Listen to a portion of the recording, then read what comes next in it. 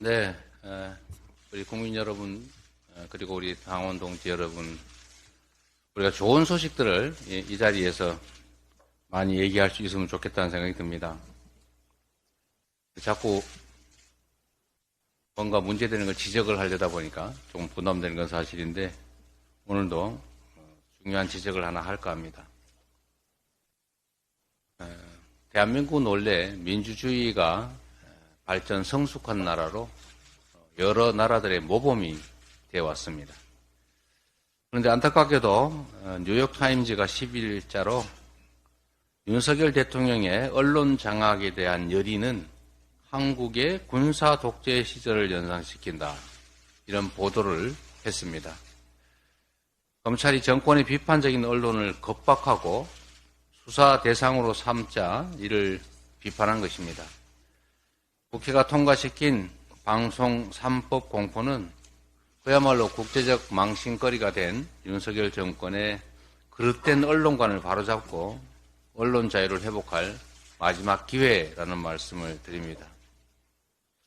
국민의 매서운 심판 앞에서는 달라지겠다라고 해놓고는 뒤에서는 거부권을 행사하는 말 따로 행동 따로, 이런 정치 이제 그만해야 합니다. 민심도 거부하고 국민도 거부하고 국회도 거부하고 그리고 거부권도 남발하고 청문 채택도 보고서 채택도 안 된 인사들을 마구 임명하고, 이런 결국 이런 거부 정치, 이 거부 정치를 이제 그만해야 됩니다. 존재를 인정하고 협력하고 힘을 모아야 될 때라는 생각이 듭니다. 후보 시절에 언론 자유가 민주주의 사회의 기본이라고 말했던 대통령이 이제 와서 혹여라도 방송 3법 입법을 거부한다면 언론 자유의 신봉자라고 주장하면서 언론 통폐합과 언론인 숙청에 나섰던 과거의 독재 정부와 다를 게 없을 겁니다. 언론 탄압 정권 또는 거부 정권, 말 따로 행동 따로 정권, 이런 오명을 씻으려면 방송법 즉각 수용하기 바랍니다. 윤석열 정부의 묻지마식 건전재정 고집 때문에 지방정부들의 재정이 파탄나게 생겼습니다. 중앙에서 기침만 해도 지방은 독감이 들 정도인데, 사상 최대의 세수 펑크 때문에 올해 정부가 지방정부들에게 지원해야 될 교부세, 교부금이 20조 원가량 줄어들 전망입니다. 전국의 243개 광역기초지방정부들의 재정 자립도가 50%인데, 이 말은 결국 재정의 절반을 정부에 의존하고 있다는 뜻 아니겠습니까? 그런데도 윤석열 정부가 이 문제에 대해서 아무런 대책이 없습니다. 지방정부들은 살기 위해서 마른 수건 쥐어짜듯이 수단을 총동원하고 있습니다.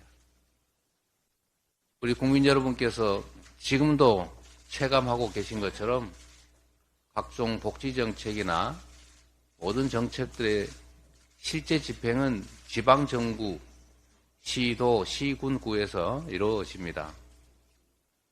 우리 지하 세방에서 사시는 어르신들의 빈곤한 삶이나 또는 병원을 가지 못해 전전긍긍하는 어려운 처지의 많은 분들이 결국 지방정부 재정에 의존할 수밖에 없는데, 현재처럼 지방 교부세나 교부금이 대대적으로 펑크가 날 경우에 지방정부들의 살림은 그야말로 파탄날 것이고 우리 국민들의 삶도 매우 어려운 지경에 처하게 될 것 같습니다. 각별한 관심을 요청드립니다. 우리 민주당은 조속하게 우리 지방정부 책임자들과 회의를 열든지 해서 이 당면한 재정 문제의 어려움을 해소하는 데 최선을 다하겠다는 말씀을 드립니다. 오늘은 공지 하나 하도록 하겠습니다. 민주당 인재위원회가 출범했습니다. 매우 중요한 사안이라 제가 직접 위원장을 맡게 됐습니다. 제가 무슨 감투를 좋아해서 그런 건 아니고요. 새로운 정치를 기대하시는 우리 국민들의 뜻을 제대로 받들도록 하겠습니다. 이 국민들이 원하는 인재를 직접 추천하시거나 아니면 자원해서 올려주시면 저희가 우리 국민의 눈높이에 맞춰서 훌륭한 인재들을 발굴하도록 하겠습니다. 당연 홈페이지, 또 인재위원회의 이메일이나 우편 팩스 이런 다양한 방법으로 지원하거나 추천하실 수 있다는 말씀을 드립니다.